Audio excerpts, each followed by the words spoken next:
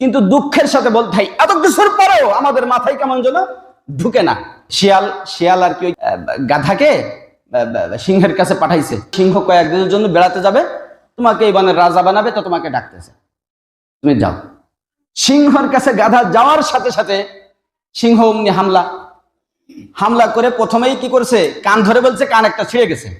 গাধার বুঝতে বাকি নেই যে আসলে এইগুলো শুধুমাত্র একটা ষড়যন্ত্র ছাড়া আর কিছুই না, আমাকে খাওয়ার দান্ধা। দৌড়ে ছুটতেছে সামনে আবার শিয়াল। কি ব্যাপার, তুমি ছুটতেছো কেন? তুমি যে আমারে পাঠাইলে যে সিংহ বন থেকে বেড়াতে যাবে, আমাকে রাজা বানাবে, সে তো আমি যাওয়ার সাথে আমার উপর হামলা করছে, দেখো কান একটা নিয়ে গেছে। শিয়াল বলতেছে, আরে বোকা, এই জন্যই তো তুমি গাধা, তোমার মাথায় রাজ মুকুট পরাবে, তোমাকে সিংহাসন দেবে, তো তোমার মাথায় মুকুট পরাবে, তা কান থাকলে তো তোমার মাথা দিয়ে ঢুকবে না, তাই জন্য তোমার কানটা ছিঁড়ে নেছে, এই কানটাও ছিঁড়ে নেবে, তা নাহলে তোমার মাথায় যাবে না। ও তাই, আচ্ছা ঠিক আছে, যাও যাও, জলদি করে যাও, আবার সিংহ রাগ হয়ে যাবে, জলদি যাও।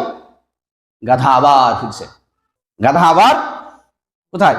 সিংহের কাছে।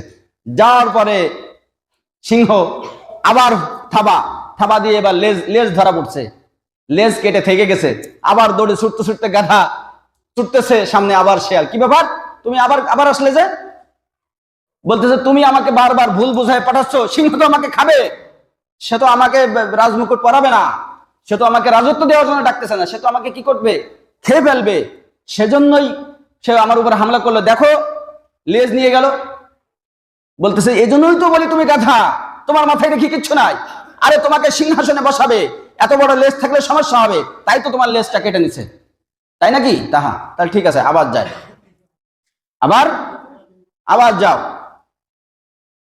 এবার যাওয়ার পরে আর রেহাই নাই, গাধাকে এবারে সিংহ একবারে এক থাবায় ধরে খেয়ে দিছে। সিংহ এখন শিয়ালের কাছে বলতেছে, তুমি এত কৌশল করে ওকে আমাকে বারবার পাঠালে, তা শিয়াল বলতেছে, আপনি কি রাজা সাহেব, আপনি ওকে খাইছেন?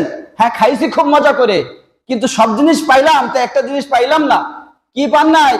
তোর মাথায় তো আমি ঘিলু দেখলাম না। বলতেছে, রাজা মশাই, তাই তো আপনি ওকে খাইতে পারছেন, কারণ একবার আপনি তার উপরে হামলা করছেন, আবার ফিরে আসছে, আবার হামলা করছেন, আবারও ফিরে আসছে, ওর মাথায় যদি ঘিলু থাকতো তাহলে কি আপনি ওকে খাইতে পারতেন? বাংলাদেশের মানুষের মাথায় যদি ঘিলু থাকে, কথাটা শুনতে কেমন লাগতেছে না? বারবার ধোকা খায়, কতবার ধোকা খাবে আর? তো আমি বলতেছি, আমাদের মাথায় যদি কি থাকে, ঘিলু থাকে, তাহলে এই একই ভুল আমরা বারবার করব না, ইনশাআল্লাহ।